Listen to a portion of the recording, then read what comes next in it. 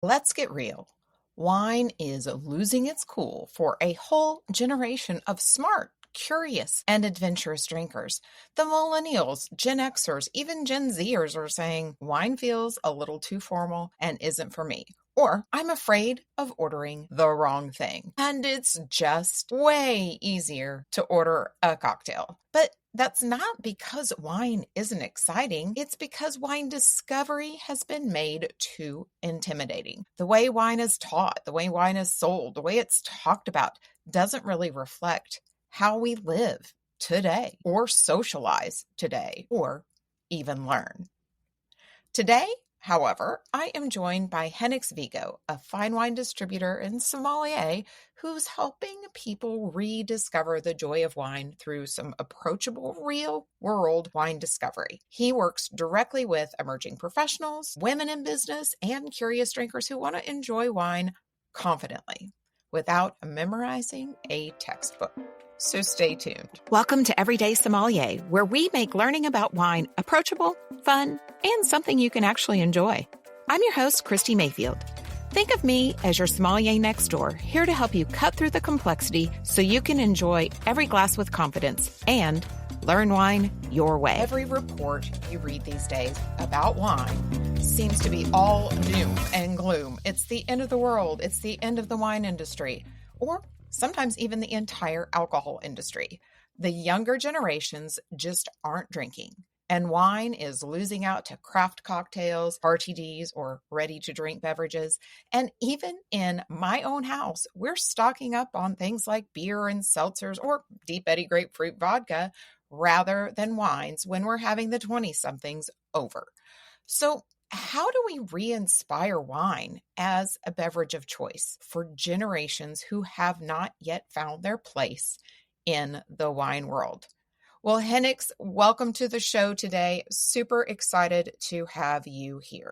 Around our topic for today, what are you seeing as far as the wine industry is concerned and the challenges? Thank you for having me, Kristi. As you said, my name is Hennex. I work in the fine wine division within Breakthrough Beverage called Aspect, and I'm based in San Diego, California. To your question, especially now within the younger generation, they're not really drinking, and then if they are drinking, it's usually a lot of pre-made stuff, whether it's seltzers or ready-to-go cocktails. So there's been a disconnect with the wine world, at least what I've witnessed here in this market. Just bringing that exposure has become harder and harder each year. Hennex, what do you think is actually keeping younger generations from becoming part of the wine world or embracing the whole discovery around wine? Is it our language?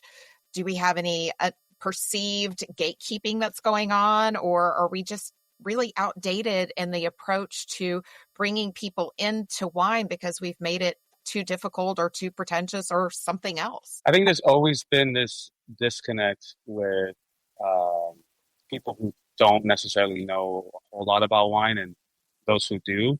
A lot of the time, sommeliers will kind of hone in on the intricacies of winemaking, how the grape goes all the way into the bottle, whereas you got to find this almost spark and passion that goes into that as well to just at least grab someone in the initial introduction to that style of wine or region, so you don't lose them. I've been guilty of that when I first became a som. I was honing in more so on the sugar levels and the acid and everything that made that wine become what it is. But to a lot of consumers and just everyday drinkers, that stuff's not really important and it doesn't really grab them. It bores them really. So instead of inspiring someone into what's going on in the bottle, it's almost like they've been overwhelmed and pull away from that experience and that wine discovery. Exactly, yeah, and because you could tell someone that you love Chardonnay and Chardonnay is a great wine, but you have Chardonnay from France, from California, Australia, and all of which are different stylistically. So how do we make that exciting? How do we make that easy to understand? That you can find Chardonnay from different regions, and sometimes they're not even called Chardonnay. Like a Chablis. Like a Chablis. So you work with a lot of restaurant industry professionals, probably wine professionals at wine bars, wine shops. But let's talk about wine enthusiasts, and particularly maybe even narrowing it further to, say, professional women who are navigating business events, they're navigating social events, they're navigating just life experiences, and wine continually shows up. There's wine on every restaurant list, every bar list. And we all of a sudden have created this tension that we just talked about, and it keeps showing up. So from a perspective of what's going on with, say, our listener who does feel that overwhelm when it comes to wine, how would that come across as far as impacting their level of confidence? And what are ways in which you can work with them, or ideas that you would give them to become confident in wine? I have to say, I am so happy that the Som community and the wine community here in San Diego is predominantly women. And to me, it's like great because we need more of that representation, right, throughout the whole scope of it. Because before, at least within the court, it used to be more of a boys' club. And now more and more each year is just expanding in that. And I think with San Diego and in my experience, we have a lot of communal activities. Just right now, actually happening, we have a Som tasting group that goes on every Monday. We each bring one bottle and we blind taste and we discuss and we better ourselves in the understanding the region and that grape specifically. And a lot of it is testable wine within the court, but still it's just kind of being in that space and then and the openness that you're not always going to get the wine right. It's okay if you don't, but it's like putting yourself out there and trying it and hearing what everyone else has to say and how they feel, how they approach just learning about the style and the overall. Well, you kind of exposed that even sommeliers, people who are in this industry 24/7, it's their livelihood, it's their passion, and they are doing all of the study. You mentioned Quartermaster Sommelier. I follow the Wine and Spirit Education Trust vein. But even in those situations of blind tasting, you're not going to get it right every single time. And so the confidence level, though, does that deter you from going back the next Monday and joining that? Or how would you translate that to an everyday consumer to help them understand even you as an expert are going to miss? It's at least to me, it took time to accept as well, is that I'm not going to learn everything about wine. Just when there's one moment where I think that I do know what I'm talking about, and then I start reading another book or I meet another sommelier that's even more talented than me, I come to realize I don't know shit.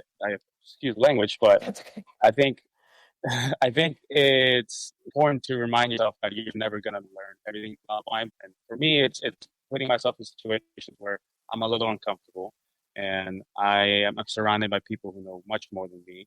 Whereas if someone doesn't really like that environment, I always encourage them to go to just like a wine tasting. I like to host those a lot in some of my retail accounts where there's like full of wines, whether it's free or usually like $20. You're exposed to hopefully different grapes that you may not necessarily come across.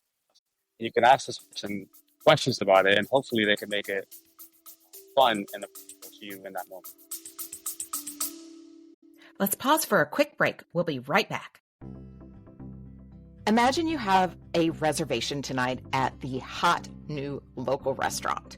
You get there, you're meeting your friends, you sit down, the menu looks amazing. You know exactly what you're ordering to eat. However, you flip the menu over and start looking at the wine list. You don't recognize a single wine and you have no idea what to order. If this sounds like an experience that you frequently have, you are in luck. Menu Match by WineWise was created exactly for wine lovers like you, because the number one question I get as a wine educator is not, what are the nuances of malolactic fermentation? Or how do you understand the difference between American oak and French oak?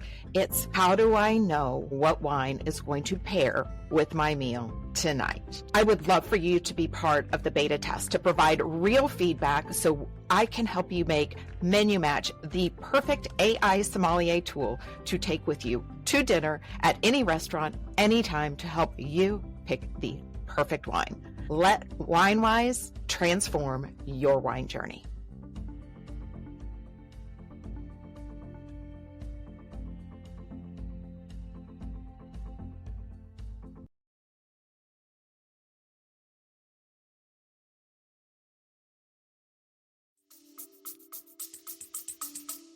So instead of second guessing your palate, using that as a test without a grade to expand your experience rather than feeling like you're going to get that failing grade. Right. And it's just, like trust your palate. And the biggest struggle, I think, is kind of understanding what it is that's happening in your mouth and what you're picking up. And that takes time. Like, there's different tricks and processes to help you improve that, but just not being afraid to go out there and try a wine, the biggest first step. So what are some of those common myths or missteps when you are talking to somebody who's possibly newer to wine and they're trying to launch their own wine discovery? They think they need to know it all, or on the opposite side of the coin, do they just default to things like highly rated wines or wine trends rather than trusting their own palates? For sure. Like one of my best friends, when I first got into this role and when I first moved here to San Diego, he didn't like wine, and he was convinced that wine was just never going to be a beverage for him. But then I started bringing all these, because I have access to a bunch of different wines, and I started bringing these around to dinners. Slowly but surely, he came to realize, like, oh, actually, this wine's cool because of X, Y, and Z. Like, so now he's a big fan of bold red, so like Cabernet Sauvignon, Brunello de Montalcino, Barolo. He now knows that he likes that style, that tannic structure with a little bit of acid and dark fruit. Is his go-to now. And so like now he's able to curse that and he keeps to different wine bars or wine events. It's like, oh, I want this style of wine in comparison to these grapes that I've already had.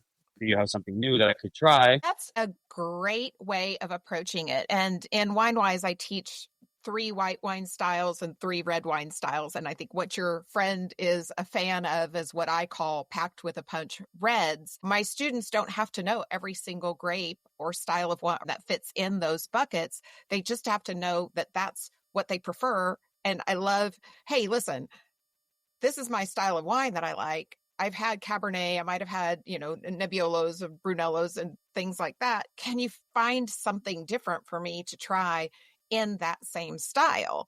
And that is a great tip. Any wine enthusiast, or especially if you're new to wine, I love looking at, I call them the periphery wines. Here's your core. This is what you like. Now let's start moving out on those outer circles to find some new things, right? Yeah, and I think that's just the easiest way to discover new wines and leaving it up to the professional to help you. When somebody is fairly new to wine and they really want to explore it, to discover their own path in wine, their own journey, one that's authentic to them, but a lot more fun than potentially they've been exposed to, whether that is at dinner where it's very formal, or maybe even at a wine tasting where the conversation's gone too technical. And they really want to embrace it, or you're trying to encourage them in a way that's fun, it's exciting, it's more about the experience than all of the, let's say, technical jargon and the educational overwhelm that a lot of experiences typically focus on. What are some ways that you've broken down wine into more of that experiential mode? I love getting a group of friends together and having everyone bring a wine they've never had before, and doing minimal to as much as research as they'd like. If they don't want to research it at all, that's cool too. But bring a bottle, right? You don't recognize the grape, you don't recognize the region or anything else about it. We all pop it, we drink it together, and we discuss why do we like this, why do we really like this, and then if we need to do research in that moment, we'll Google it. There's maybe a text sheet online or something, or winemaker notes, and that's just like you're among friends, right? So no one's gonna judge you, no one's gonna care of what whether you like the wine or not, and you can even like bring some food, and then because a lot of wines do require some food, Mhm. and it's always encouraged. Some can be enjoyed by themselves, but I think putting yourself in a situation where you're the most comfortable at not knowing what you're talking about is really important because you're not discouraged, right? If you go to a wine tasting and you're among all these people that are doing the swirl and doing everything that they have trained for, and they're discussing it in such a way that you have no idea what they're saying, then of course you're going to be like, oh well, I don't want to be in that situation ever again because I didn't know what I was saying. I think taking a step back, even going to the park and buying a bottle and then sharing it with your family, it's always a good way to kind of grow that spark. Because I love those situations. I love those scenarios where I'm discovering something with people I care about. That's a great recommendation to move into that safe space if you feel uncomfortable and you want to explore something new instead of in more of a formal setting. For someone listening who has felt that sense of being left out or felt that sense of being completely overwhelmed and not being part of the inner circle of wine, let's talk about action. So if you met someone today at a wine shop that is one of your customers and they express to you this same exact concern I just described, whether they have no confidence, they feel like they will never know enough, or they're just afraid of making a mistake, what's one small empowering action that they could take in that moment to reshape how they think about wine and re-engage with wine on their terms, not on industry's terms? It's a good question. In the tastings that I host, there's always people, right? They're like, I have no idea what this grape is, what you're saying to me. So how do I do this? And to me, it's like, honestly, I'm gonna pour you a little bit. You taste it. If you like it, great. And if you don't, cool. I think just kind of having that reminder that like not to like something. It could be expensive. It could be a $80 bottle of wine or a $10 bottle of wine. If you don't like it, that's okay. We're not meant to like every style of wine. I have a big list of wines that I don't personally enjoy myself. But just because the world sees it as this prestigious wine doesn't mean I have to follow that trend or path.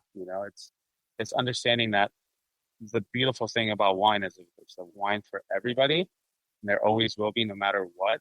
And just kind of having that journey for yourself to find it, to find your favorite wine, or even a wine that you didn't know you would love, it is to me the most beautiful part about that journey. And just to kind of have this curiosity and openness to whatever comes your way in regards to the next bottle of wine you could enjoy with whoever. If you were able this coming weekend, you were creating this wine experience and you have 20 people. And these are people you don't know, but they fit a profile. They're all part of a similar group of people who are just starting out trying to enjoy wine. And you could curate this event. What would be your ideal event that you would put together that you think would really start to break down some of those barriers? What would an ideal discovery type of event look like that you would curate? Sometimes it's to me important, right, to have a really approachable environment. It's if you're already walking into a space and it already feels stuffy, you're just gonna be discouraged right off the bat, or just kind of Mhm. caught off guard. For me, music is huge. I'm a big music advocate, and setting a comfortable, approachable space. So like anywhere I do a tastings, I make sure that I'm in charge of the music and play something that's like not super distracting, but like nice enough to kind of just set a nice vibe. And really just making the second they walk in and making them feel welcome, making them feel like there's really no right way to be here. So, you want a glass, you want a cup, whatever it is that you want and how you want to enjoy your wine. Cool. You want me to talk about it? Great. If you don't, awesome. I am here for you and help you discover different styles of wines. And that is my only mission here. If you have questions, great, I will have the answers for them. And so to me, it's important to just really set the environment as comfortable as I can. I wouldn't necessarily say there's like a certain step by step that I would do for my events. A lot of them are different. Sometimes I'll be a guest som at a restaurant, and those are different because now I'm approaching the table as if I were part of the team and talking to them about the wine list and why each wine was selected within that section. In that scenario, if you were to pick 3 wines that you think would be fun to expose people to that probably are, well, that are definitely going to be outside of, let's say, Chardonnay, Pinot Grigio, Merlot, and Cabernet, what would be 3 wines that you would pick? Whether I, Good point. if we're talking with this weather, I love to feature some like Amalfi Coast whites. So like I'm a big fan of Greco. I'm a big fan of Falangina, and those two varietals already are really like refreshing, approachable, but they're still offer some level of complexity that's exciting. And they're reminiscent of like a Sauvignon Blanc or a Grigio, but obviously with more complexity. But then you can get really quirky with it. You can do like a single varietal Chardonnay, and then you're like, what the hell is this? And then you can go into it like, well, do you know what Cava is? They're like, yeah, we know what Cava is. Like, this is one of the grapes that's authorized to be used in Cava production, and then that's a whole nother rabbit hole, right? And now we're talking about it. You're like, whoa, like I didn't know like this was an authorized grape, or that you needed authorized grapes to make that style of wine. And then when it comes to reds, I mean, I'm a huge Rioja fan. Tempranillo is like my favorite red, but you can get even quirkier with it. You can do Nerello Mascalese from Sicily, and a lot. So that grape in particular has been really successful for me because not anyone, not a lot of people know it, and I always feature it on my tastings, and it's always a hit. And it honestly is really inexpensive. If we're talking sparkling, then I like to go like Mont, because those are fun. Utilize the traditional method of sparkling wine, and so you're getting the similar quality of what a champagne has to offer with like a fraction of the price. Exactly. And so you can explain to them, right, that like it does follow the same process, but it just doesn't come from that region. And just because it doesn't come from that region doesn't mean it's not wrong. So, Hennex, you and I need to go drink some wine together because every single thing that you just mentioned would be on my list as well. So many fabulous varietals out there that just don't get a lot of street cred and don't get a lot of face time, but they're delicious. And to your point, they're also extremely affordable. So I think that's one of the big things when you're first getting into wine as well is it can be scary to pick up a bottle that's, 50, 75, $100 and think this is one bottle of wine. What if I don't like it? What are some tips that you would give our listener around that whole concept? Does a more expensive wine mean you're going to like it any better or not? Psychologically, yes. I know a lot of people will convince themselves just because something's way more expensive, it's 10 times better already.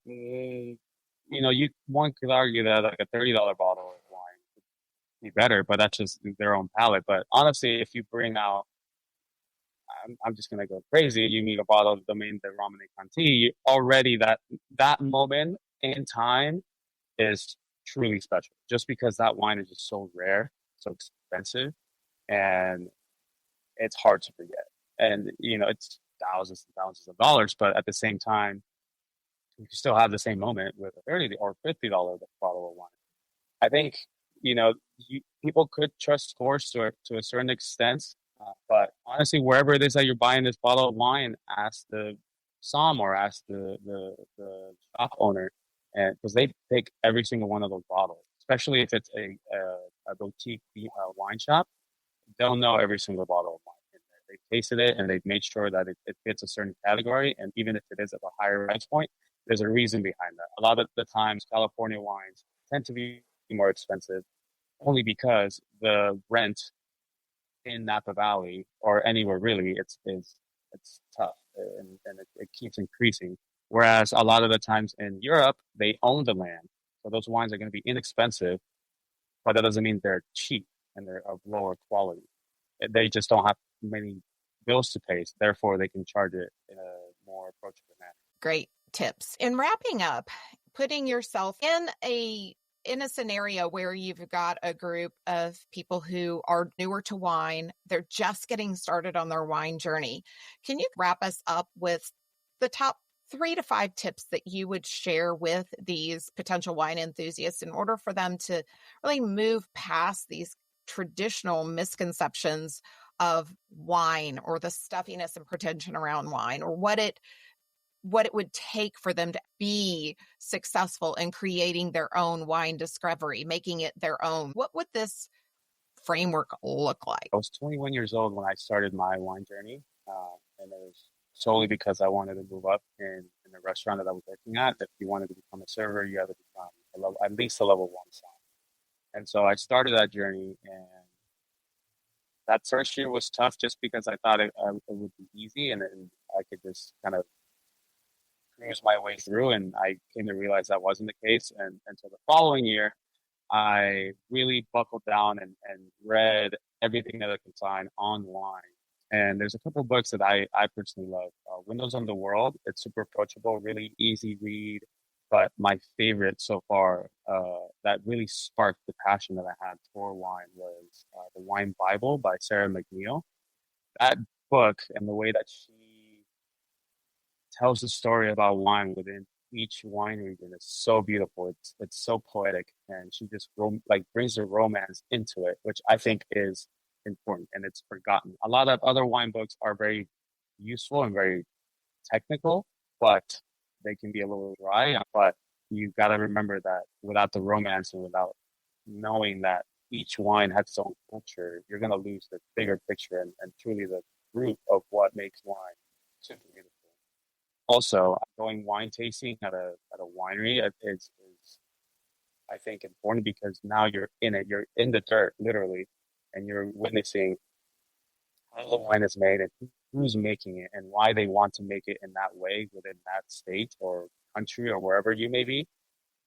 I've had the pleasure of seeing a couple wine countries already, and man, like Oregon by far is the most beautiful I've seen so far. I haven't been outside of the country just yet, but just driving around and having seen everything around me, I'm like, wow, like I could see why people came here and realized that wine was meant to grow here, and to bring your own approach to it and telling your story through that bottle of wine. I think is beautiful, because at the end of the day, you want a bottle of wine to commemorate a dinner or a celebration or anything like that. So not getting too lost in the technical aspects of it is important, and then finding a way to bring your own passion into that journey. Getting out into the vineyard or in a winery and seeing where all, I call it, the magic happens, is really a great way to see behind the curtain. Wine is, to your point, wine has stories. Wine is an agricultural product that transforms magically from a simple, humble little grape into some pretty amazing stuff that we put in bottles and then ultimately pour into our glass. And I think the tips you gave are really great. And I think the tips we talked about earlier, don't just stick with what you know, be able to talk about why you like something in order to get into that periphery around it to continue to explore and discover new wines is equally important in that exploration. And then trying wines side by side. You brought up Chardonnay at the very beginning. Why maybe a Napa Chardonnay, pop the cork on one next to a Burgundy Chardonnay, and just see for yourself how different they are. And that's part of the exploration I love to encourage people to do. Is it's great to pour one bottle or one glass, but if you put 2 glasses that are completely different side by side and compare them, you really start to understand how different the stories are. And then in that, I at least like to kind of go with my curiosity and be like, okay, why is this different? Why does this Chardonnay from this area differ from this? And then you just open Pandora's box and you start learning all this random stuff.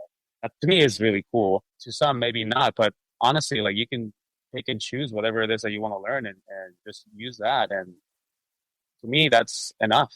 I don't think you need to know everything about the wine as long as you enjoy it and you help others enjoy it. I think you're already doing the right thing.